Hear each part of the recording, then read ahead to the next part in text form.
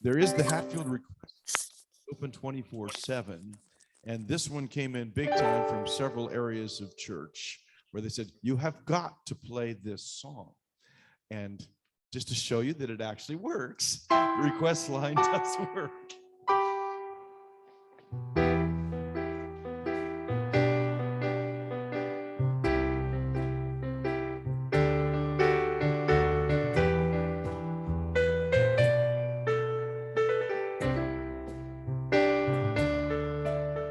Before I knew my name, before I knew what God was making ways for me. Now and every day, in each and every step, God is making ways for me. When my heart is full of doubt, feels like faith is running out, I come from far to turn around. I know will work it out. God will work it out. One thing I know, one thing I found is God will work it out.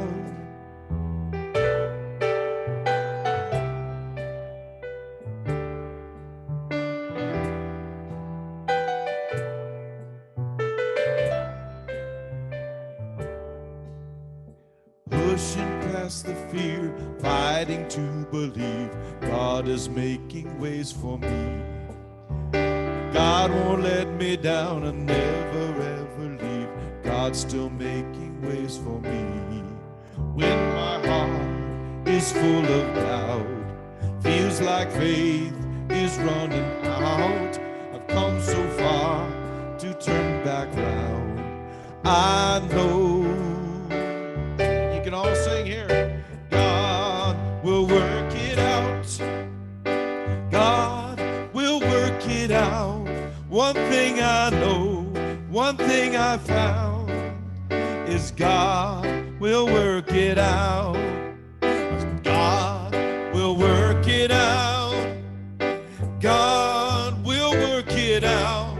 One thing I know, one thing I found is God will work it out.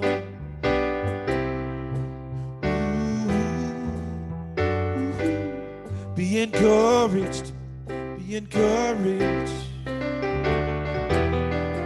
be encouraged. Be still, my soul, be still and know. Lean in, take hold in God alone. Be still, my soul. Be still and know.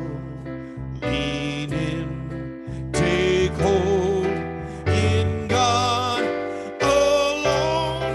'Cause God will work it out. God will work it out.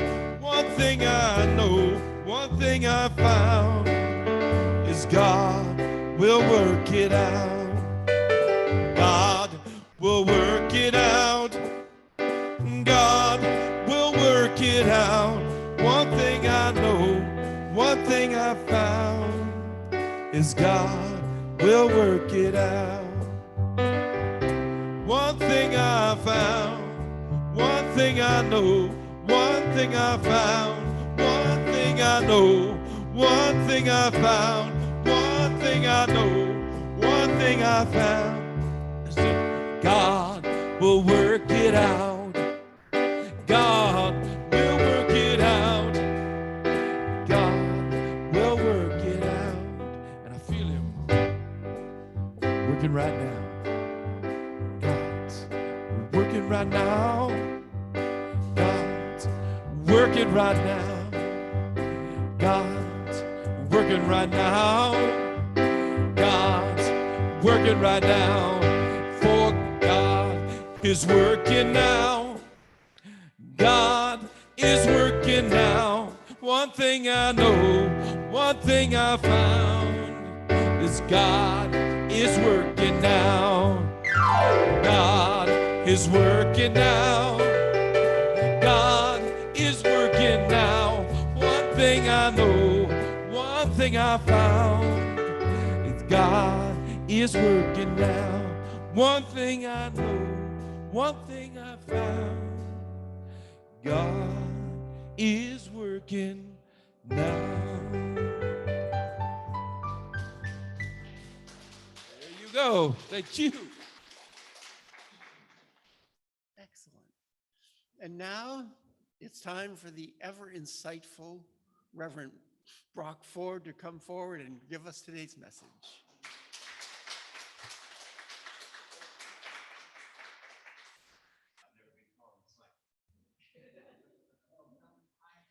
But with my deep voice today, I'm insightful. Good morning, everybody. Good morning, Zoom friends. My voice may crack during this talk. It goes up and down a little bit, so y'all just bear with me. Today, I'm going to talk about intention. I believe that intention is a fundamental component of our lives and our spirituality. First, though, I want to share a brief story.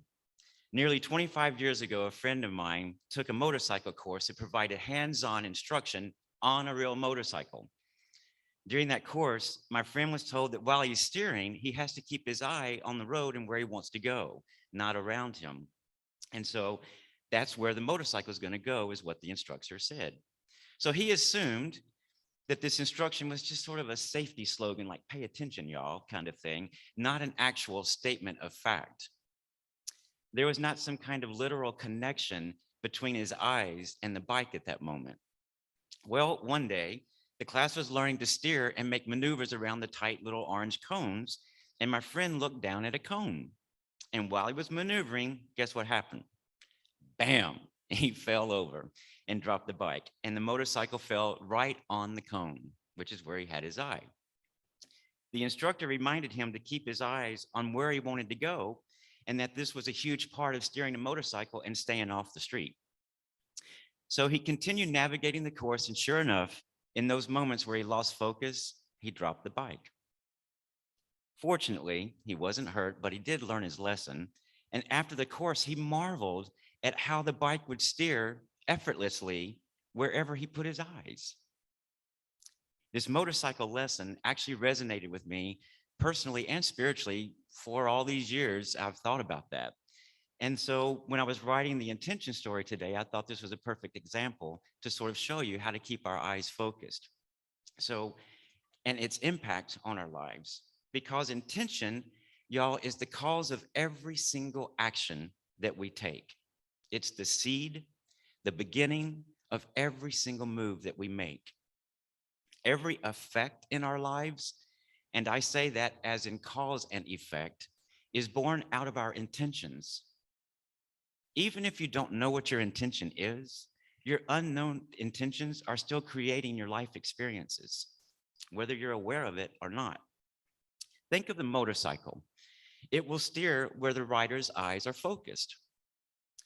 Think of the eyes as intention and the bike's path as the rider's journey. When my friend looked at the cone immediately below, what happened? The motorcycle fell. Even though my friend didn't purposefully choose to fall, his unconscious, undeclared intentions established by shifting his eyes to the cause and effect. So you see, when we understand and we declare our intentions, when we live intentionally, we can navigate our way down life's highway to benefit us and to bring about our soul's desires. And if we don't understand or declare our intentions, we'll still be steering our way, y'all. But the steering and the destinations probably won't be what we consciously were choosing.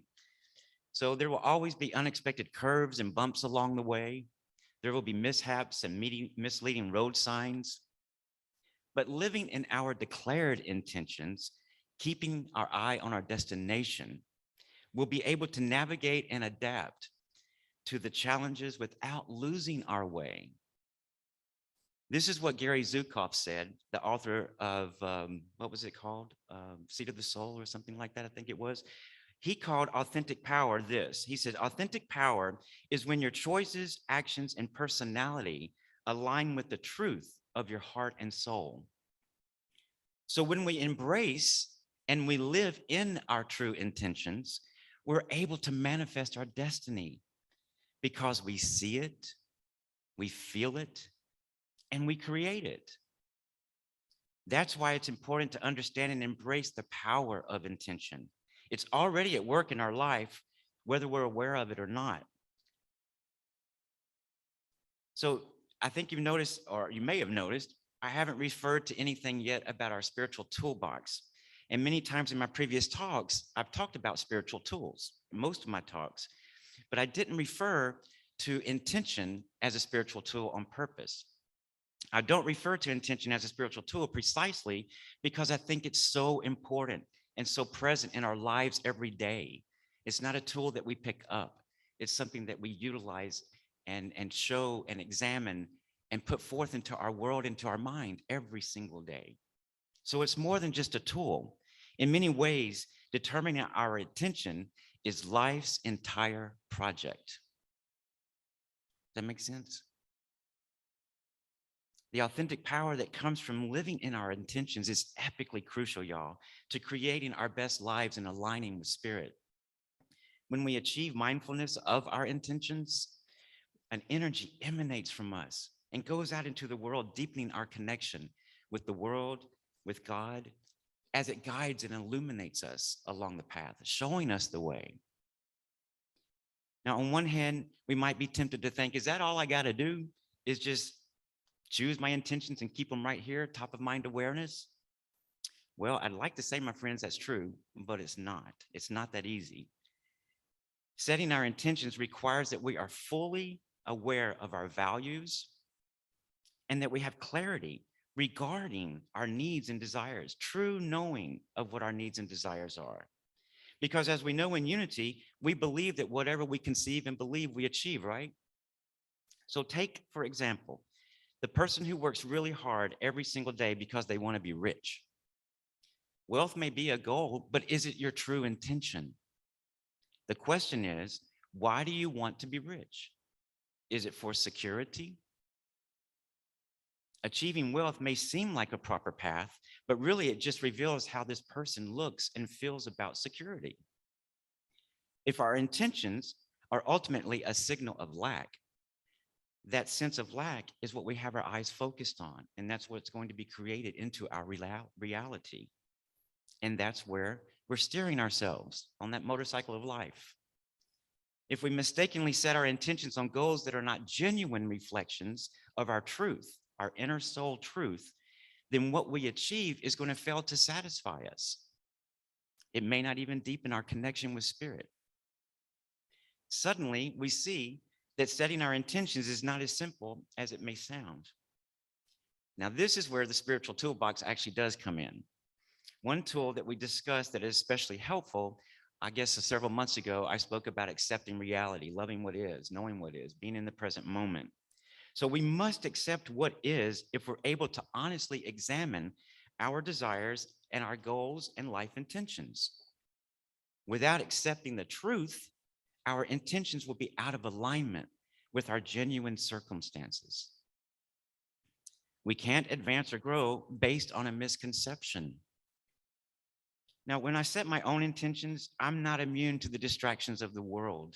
I often ask myself, and this is really true, am I saying this because I believe it? Or do I want people to approve of me? Am I genuinely interested in this that I'm doing or going to do? Or am I seeking to please others in this instance? So, and I have to ask myself that a lot, y'all. So, because I'm a people pleaser. So when we do that, let's look within and accept reality as we explore our intentions. It can be a challenging process, but it defines who we truly are and what we truly want in our lives. There's some more tools, of course, including prayer and meditation. The universe provides guidance when you ask and quiet yourself enough so that you can hear the answers. Ultimately, you are still in charge of the process. It's your process. It's not mine. It's not Reverend Jerry's. It's not anyone that's around you. It's your process. So don't be afraid to dream big and set your goals as high as you want to set them. And always remember to maintain authenticity as you're doing that. Authenticity of your soul, authenticity of your spirit, and what you know to be true for yourself. And living with intention also means being in communication with yourself, knowing what you want and deciding what's working and what's not working, and then adjusting when it's necessary, just as the motorcycle driver does when they ride their bike. They keep their eye on the destination to avoid obstacles. They arrive where they intended to go. So when you live in your authentic attention, those adjustments actually happen organically. Now, let's talk for just a minute about exploring our own intentions, everyone here in this room today. And I'm going to assume, since we're all here together, that we have to some extent collectively declared intention to live in grace, to live in divine spirit within, and to acknowledge it. So to connect with spirit, to be authentically, personally, powerful, creatively loving people, and for us to improve and to grow. In Unity, we teach that such a life, aware and connected to spirit, will lift us, will benefit us, and will heal us, as I spoke about last time with Myrtle Fillmore, praying and healing herself. Unlimited ways the universe comes to meet us. So I'm going to repeat real quick that intention is the cause in all of the cause and effect. Intention is the cause of all cause and effect. It's the source of all action in our lives. The cause and effect events that fill our lives can refer to relationships, to finances, living circumstances, working situations, church situations, on and on and on, whatever that may be for you. But intention is very much at work here. So the lessons about intention today can apply to every aspect of your life. However, in this moment, I want to talk about spiritual intention, because that's one that I suspect we all probably have in common. So here's a simple exercise from Gary Zukov that I saw as well, who I mentioned earlier. And I think it's a great tool to help us sharpen our sense of intention, to create clarity, so that we can go on that path ahead fully, truthfully, and authentically. And then how you apply the facets of your life after that is up to you and your decision. I can't be a part of that. But I do ask each of us to take a moment right now today. Let's just all take a deep breath, if you would, with me. And just let it out and just relax yourself. We're not in meditation yet, but you can sort of feel that way.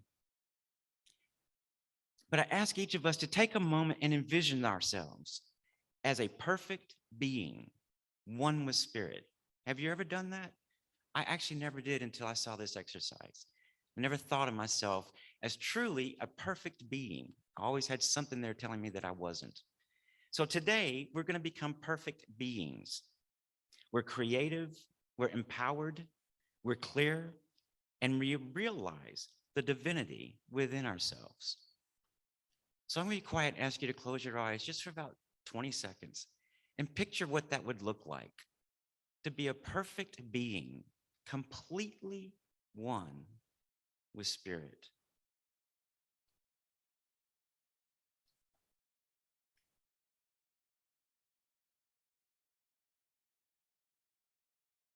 And then next, I want you to envision yourself as the person you experience yourself to be right now today. Who are you sitting in that chair right now?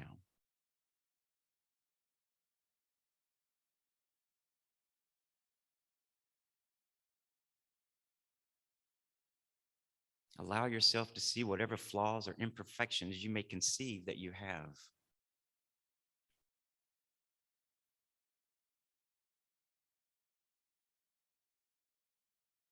Now that you've done that, I'd like you to keep your eyes closed if you're willing and consider the path between those two versions of yourself. Draw a line, if you will, connecting these two ideas of yourself.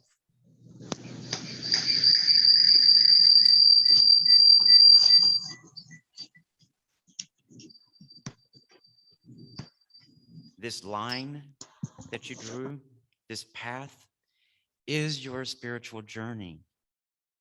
This is the path of your intention. Keep your mind on this path as you create your intention. Allow the imperfections you perceive to illuminate what your intention will be moving forward. And don't be afraid to ask, am I on my path? Is this supporting me? Am I behaving as I intended? Is this moving me closer to the divinity that I seek within?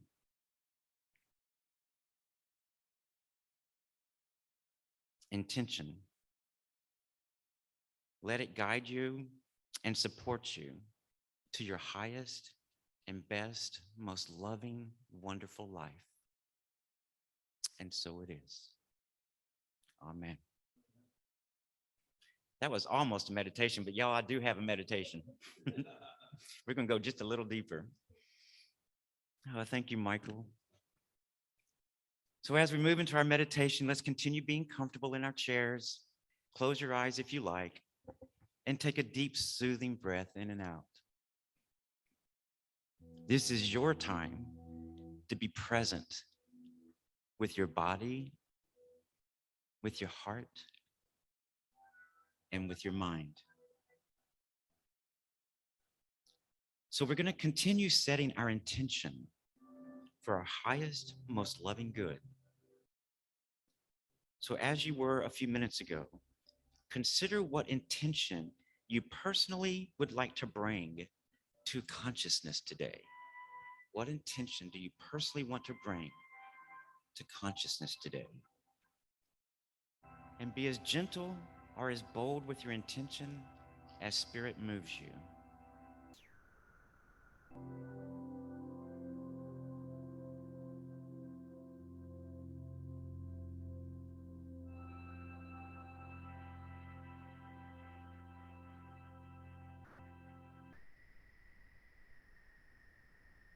Trust that when you set your intention, you connect to the energy of your desired destination. Another gentle breath in and out.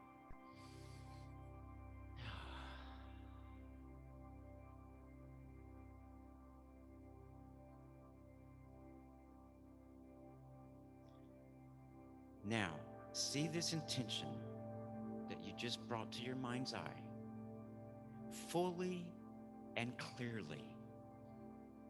It's palpable. You can feel it and you can experience it right now in this moment.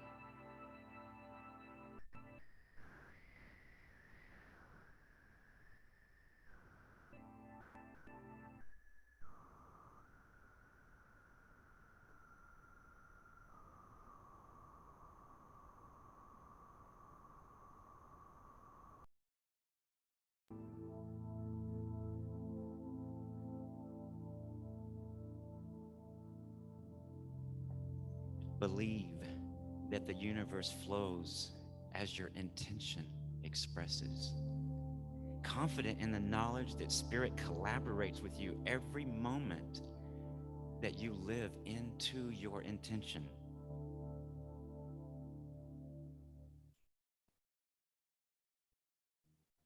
My hope is that you'll take this practice home with you and do this once a day. Just take 3 minutes to set your intention and let it flow and express to the universe. And remember that God collaborates with you every moment that you live within your intention. One more sweet, gentle breath as you open your eyes and become present again in this room, here and now. And you can look around and see all the beautiful, sweet faces supporting each of you individually and together and collectively. And we say, Namaste. Jerry?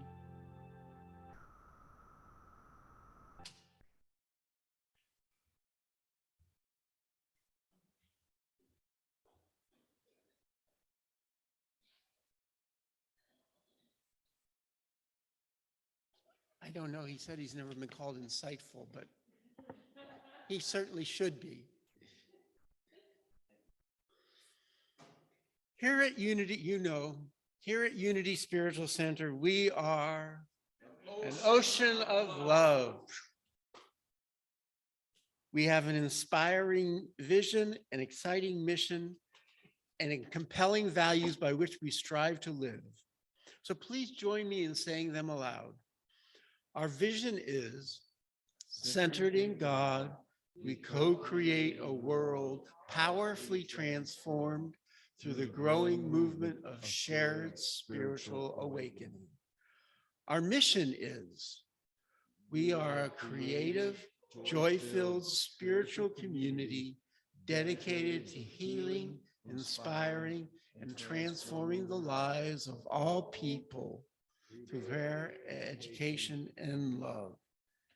And our values are, we are spirit-led, generous with resources, inclusive, joyously creative, and guided by integrity. And in this space, feeling so inspired by our vision, mission, and values, and feeling so enriched by what we've experienced here today, let us take time now to be a channel for enrichment through our generous tithes and love offerings. Michael's going to share another beautiful song with us. So during that time, please take a moment to write out a check to USC, or if you're on Zoom, to make a donation online. I will put the link in the chat in just a moment. If you are here in the sanctuary, our lovely usher will come forward to take your offering. And practicing the principle of tithing ourselves as a spiritual community,